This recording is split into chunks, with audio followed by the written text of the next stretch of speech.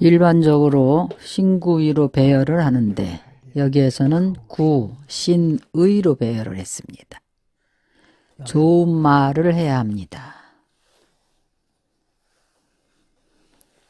어떤 말이 좋은 말인가 하면 진정으로 관심을 가지고 진심으로 애호하는 말입니다. 진정으로 도와주는 것이 중요합니다.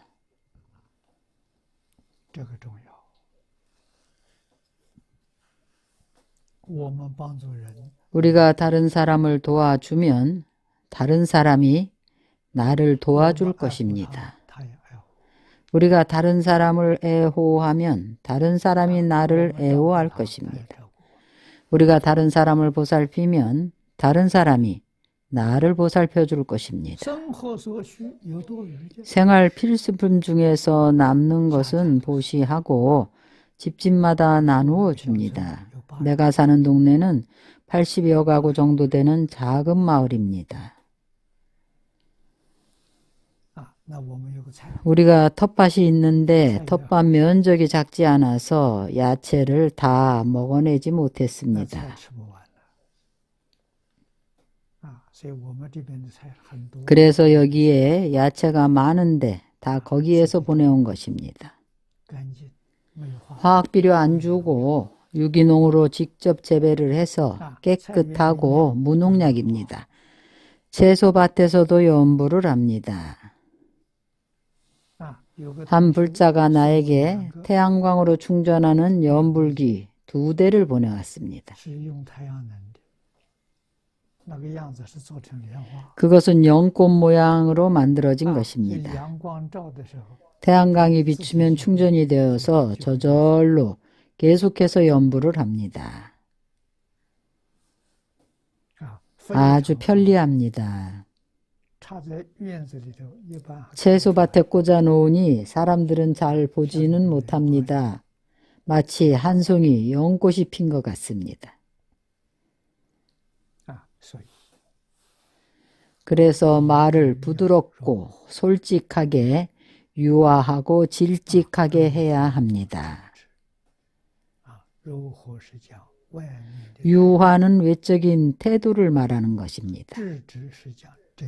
질직은 진심과 정성스러운 마음을 말합니다. 이것을 배워야 합니다. 부처님 경전에서 우리에게 왕생의 조건을 알려주셨습니다.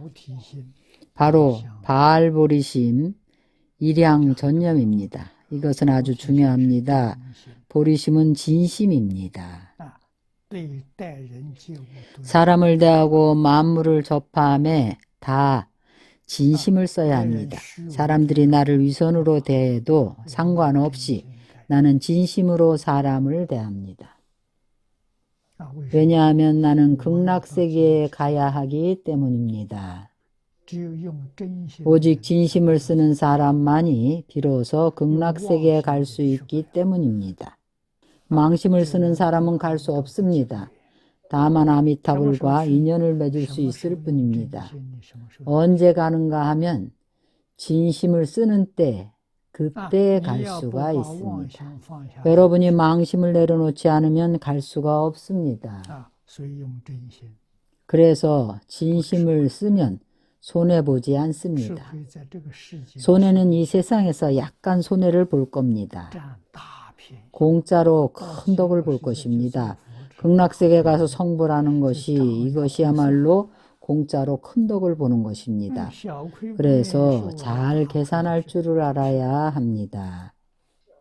작은 손해도 안 보려 하다가는 오히려 바로 큰 손해를 볼 것입니다. 마지막 한 구절에 진정한 보살은 중생을 대신해서 고통을 받는다고 합니다. 중생의 고통을 우리가 어떻게 대신해서 받을 수 있을까요?